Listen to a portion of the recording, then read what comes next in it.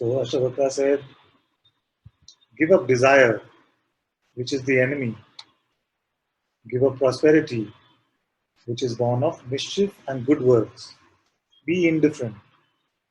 Look upon friends, lands. Oh yeah, I remember this. Friends, lands, wealth, houses, wives, gifts, and all apparent good fortune as a passing show, as a dream lasting 3 to 5 days. Clearly, the sage is not married. And so he says, all apparent good fortune. Where there is desire, there is the world. Be firm in non-attachment. Be free of desire. Be happy. So let's look at verse 3 first, because then the first two will make more sense. We looked at this, isn't it? When he says, where there is desire, there is the world. Be firm in non-attachment. Be free from desire. What does it mean? When there is desire, there is the world? Who remembers the two things I said? Who remembers the one thing I said? Who remembers anything I've ever said?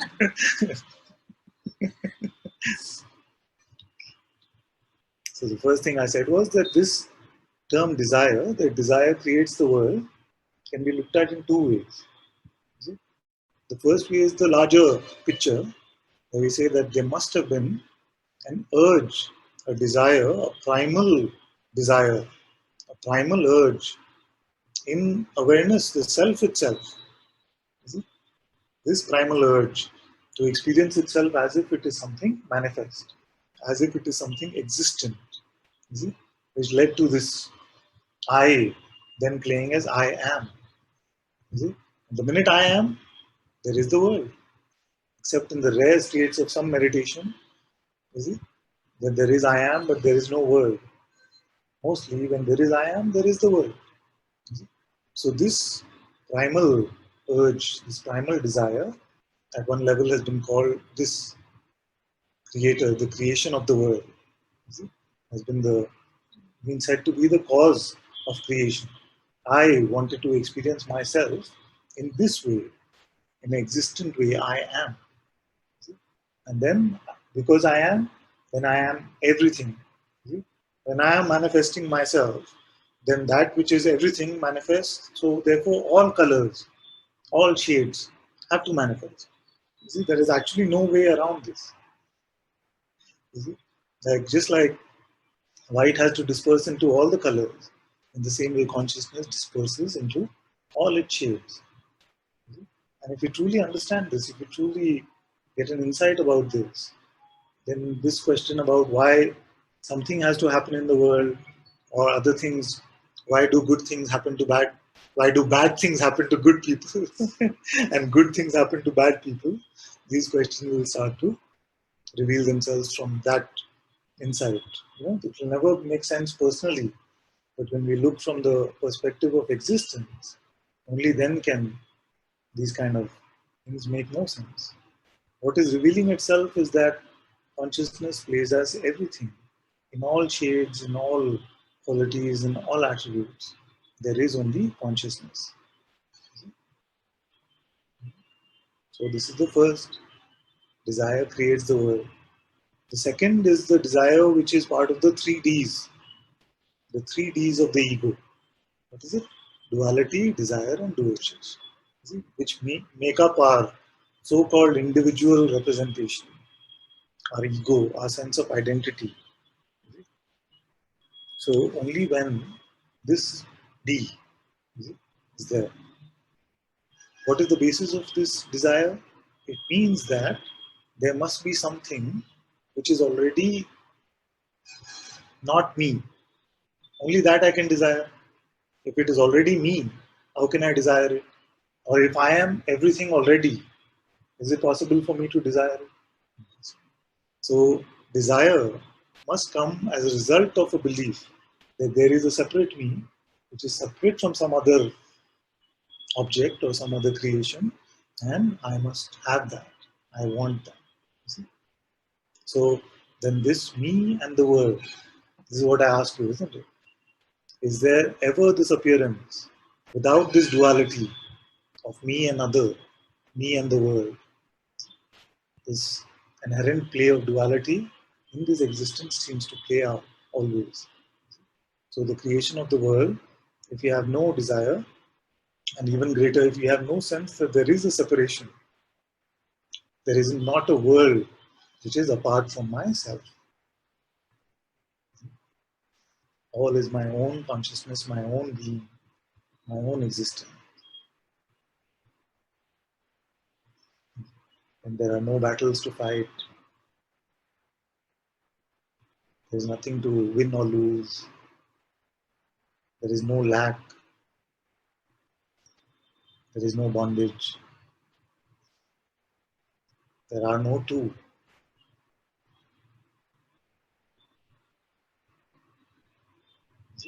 So then looking from this perspective, then we can look at what he said about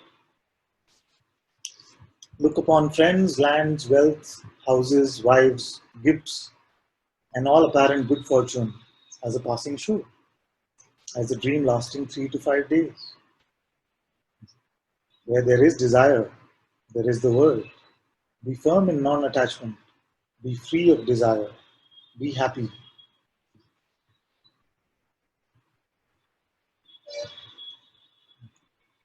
How to be firm in non-attachment? Be clear about what you are. All of these can be a bit tricky, you see. That's why we're taking so much time over every verse so that we can make it clear. Otherwise, there can be this idea that I must now be unattached. But we have to smell a little carefully and make sure that the personal I, the individual I, is not sneaking into this. Whose resolution would this be? That's why I say that many times in the highest of spiritual pointings, in the highest of Advaita pointings also, there can be a great defense system for the ego itself, which can then make a conclusion that I, Ananta, have to be unattached. I, as something personal, have to become unattached. It's not that. What is your true position? Come to your true position. You are that awareness which is aware of its existence. How can that awareness be attached? So, to become unattached actually is a clue to seeing that you already are unattached.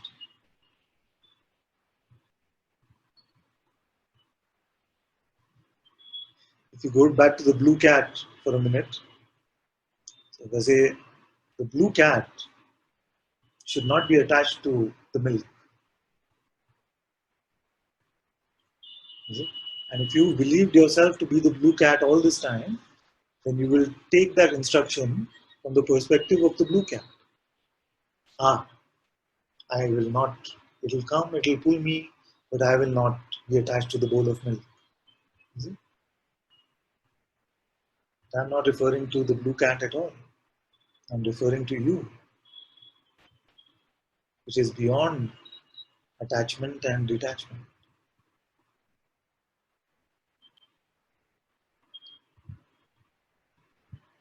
So basically everything is pointing us back to the two main things in satsang, isn't it?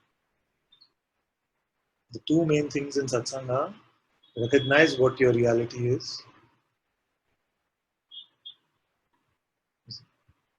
recognize what your reality is, and secondly, don't buy into any story which does not conform to your recognition of what you really are.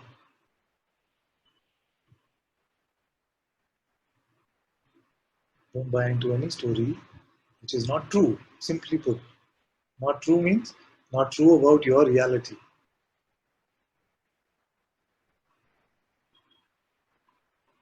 All the pointings, all satsang, all the scriptures are about this true self recognition and dropping of the false condition. Both are ultimately the same as well.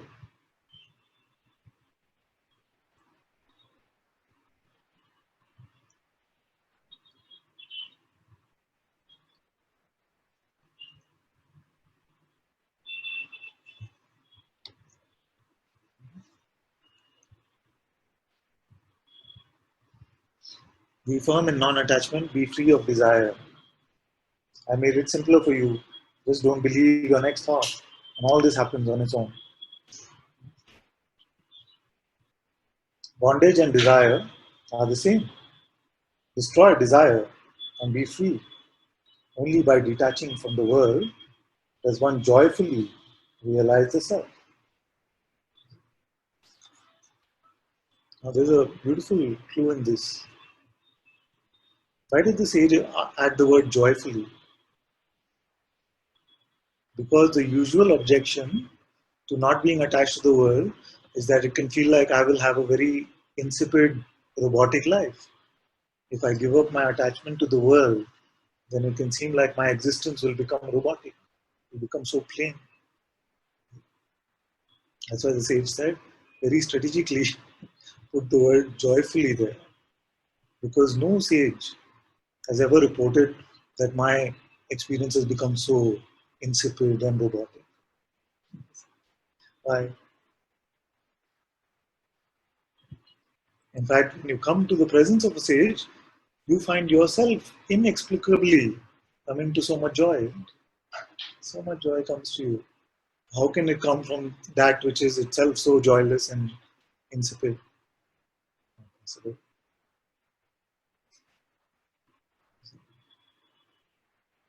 So it is not the giving up, the renunciation, which is usually understood by the mind, almost like a depriving yourself of something. It is not that kind of renunciation. It is only the dropping of the false belief, the false identity that you have picked up about yourself. And then it is not that you contract into this measly object. It is truly an expansion which is beyond any sort of visible expansion, beyond any expansion that the mind can understand. Nothing is outside of you, and yet you are not contained within the whole of everything. How do I explain these words? Nothing is outside of you, and yet even the everything which is appearing does not contain you. It is you, but it is not a container for you. It cannot hold you.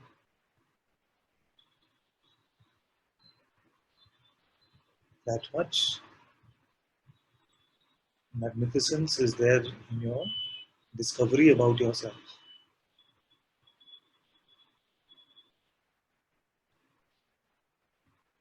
You are wonderful indeed.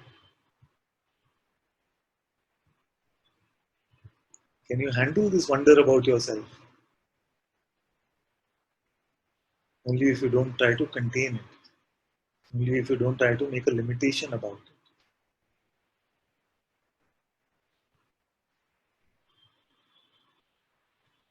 How was Janaka able to say, I am wonderful indeed, beyond adoration? Was it egoistic? I am wonderful. Was he speaking personally?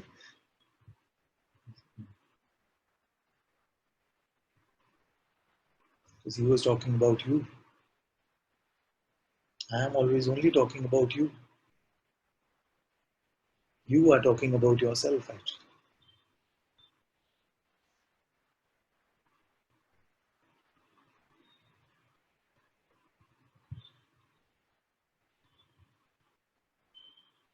All the clues are like this. It's for this discovery.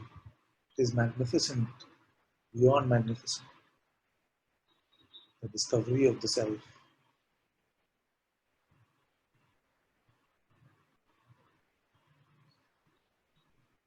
Must there be a halo for it to be magnificent?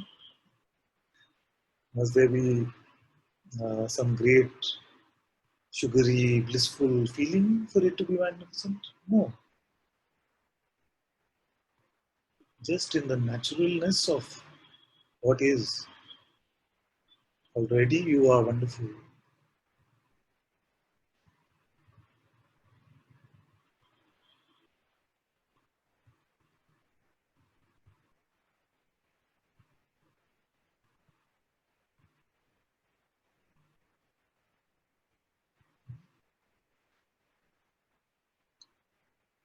You are one. Awareness itself. The universe is neither aware nor does it exist. Even ignorance is unreal. What is left to know? You are one. Awareness itself.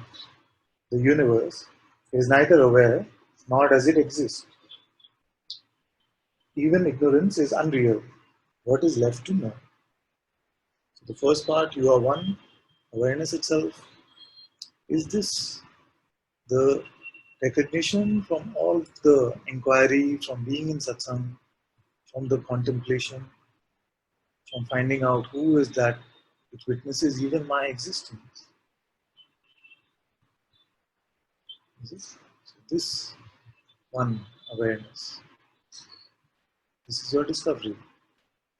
Now, the universe is neither aware nor does it exist. So this is like saying that I am aware of the world. I am aware of sight, smell, taste, all the perceiving. Sight, smell, taste, all of this is not aware of me.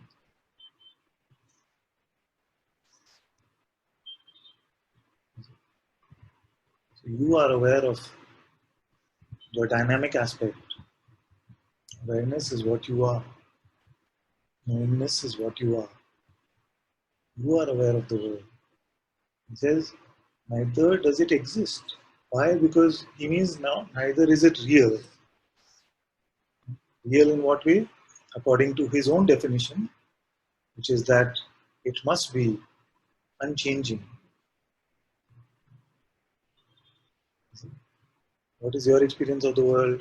Sometimes the world is like this, sometimes the world is like that, sometimes this world, sometimes some dream world. Is it always changing? So what is it which is unchanging? Is this awareness changing? Is this witnessing changing? And you see that this is the one constant. So when he says it does not exist, it is only from that perspective. We have to be careful not to, within the world itself, come to just a verbal denial of the world. So I have to clarify the definition of existence for this reason. Otherwise, many might come to this point of saying, but there is no consciousness, there is no being. How you say that? Don't you exist first to say that? To say even anything, to even say the world does not exist, or to say that there is no being, can only be spoken from this perspective that it is not the ultimate reality. Because even being, ultimately for the absolute self, is a coming and going. I am playing as I am, and I am dissolving back into its own source.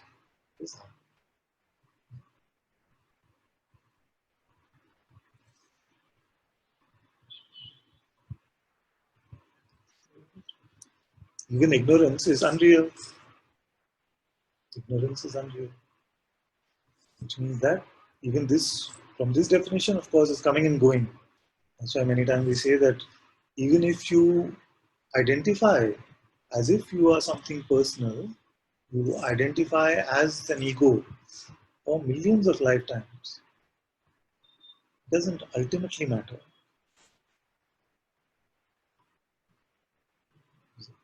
Because the truth is unaffected, untouched by this.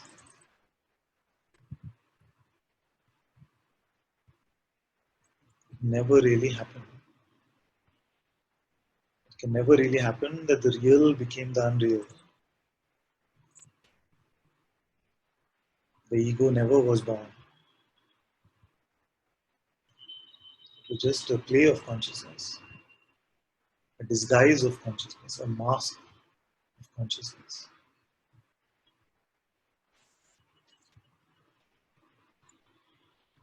All that you believe about yourself, all that needs a belief to exist, is a mask. Is not the real you. It's a condition. It relies on your ideas about yourself. Suppose you lost the functioning of this ability to understand what the mind is saying.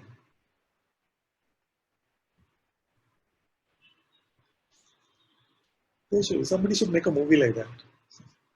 Somebody wakes up one day and they wake up in Bangalore, and suddenly their mind starts speaking, in some Aramaic or some Arabic or Russian or something. They're like, huh? Would you not exist now?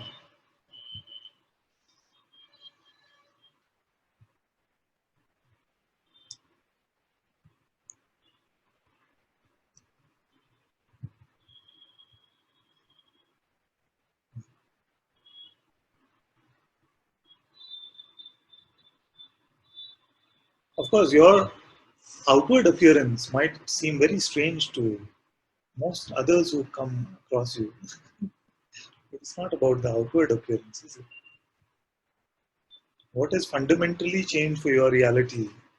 If suddenly something changed the switch in your mind and it became a different language.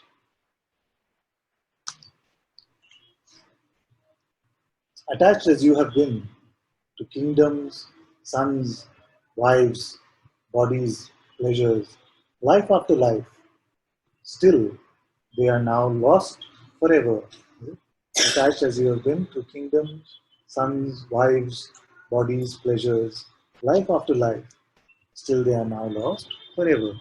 So, simple one where you see that I am beyond all limitations, I am beyond all qualities, and I see that it is I that I considered myself to be, this limited entity, the name and form that had relationships, that had attachment to money, that had attachment to body, that had attachment to everything. So once I see that I'm beyond that, and the appearance of all of this doesn't make a dent on the reality of what I am, the appearance of the phenomenal world doesn't change the reality of what I am. And I see that I have not removed them. I have not removed these attachments, but I have transcended them. I see that they are now lost forever, not in the way that they do not appear anymore. My wife still appears. Karina still appears. The children still appear. The appearance is there. But the one that is attached, that one, if I was to look for that Ananta, that one is not here. I see that the play of Ananta continues. The play of consciousness playing as Ananta continues, the role of Ananta continues. But that one is not there. What is real is myself, that from which my being emerges and that into which my being dissolves. So all of this, these are aspects of my own being. So they vanish in that way because the owner of these relationships is not to be found, has been transcended and has been replaced with that one which is true, which is the unchanging one. If we do this one, chapter 10, verse 7. Prosperity, pleasure, pious deeds. Enough. In the dreary forest of the world, the mind finds no rest. Prosperity, pleasure, pious deeds. Enough, the sage says. In the dreary world, in the dreary forest of the world, the mind finds no rest. So we've looked at this many times, and again, not to cause any misunderstanding. It is just he's talking about what is the position we are operating from, as if we are the doer of these pious deeds. And after doing something, as if we will find something which is out of ourselves. So, as if in the chasing of prosperity, we will find that complete happiness. As if in the chasing of pleasure, we will find everlasting pleasure. And as if in the performance of pious deeds, rituals or other deeds, it is as if you will find yourself in something to do. It is not that, he says, enough. In this dreary forest of the world, the mind finds no rest. So if we're still following this mind, which is the voice of our individuality, the ego, then do as we might, it will not find rest. You notice like this? Mind could have said, my only desire in life is this. See? Many times the desire comes true. My only desire, God, please just get me this job. Huh? And we get it. If you get me this job, then I'll be at peace, I'll be happy. Then we get the job. What happens? Does the mind keep quiet? Is it gone forever? Bye bye? No. God, one more thing. This manager I have at work, the supervisor, please change that one. The job is good. Then it goes on and on. Can you do something about my salary? Can you take care of my progress in the career? So it never stops. Even in the uh, scripture, there's so many examples of these kings who start doing these rituals. And they start with one, then they go to the next, and the next one, which gives them even more power, money, fame.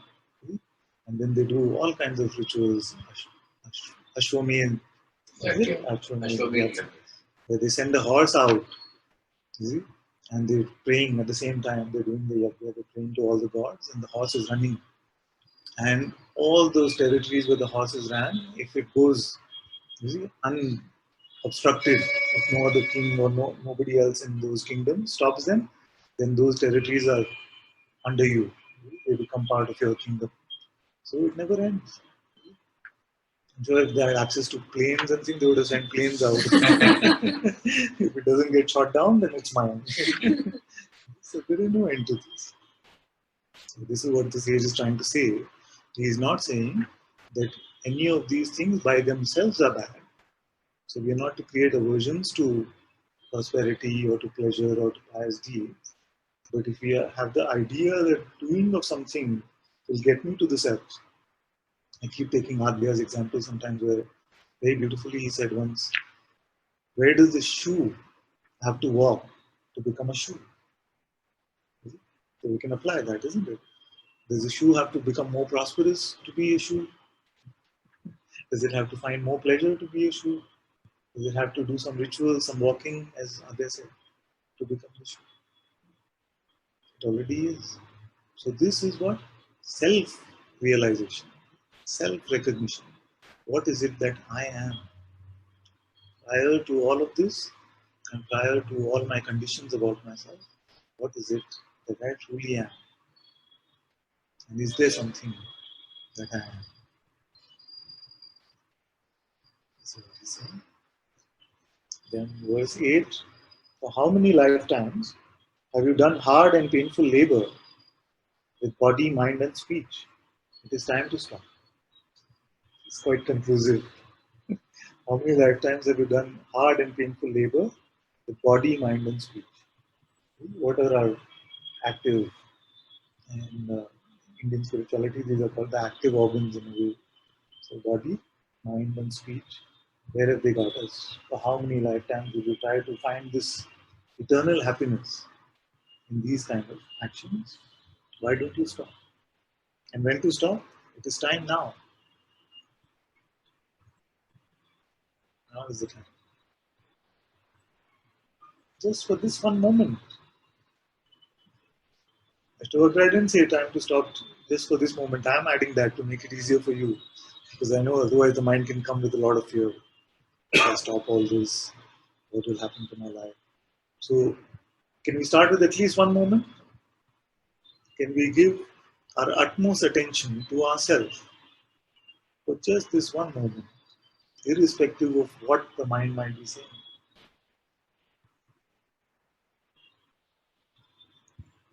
What is our discovery about ourselves?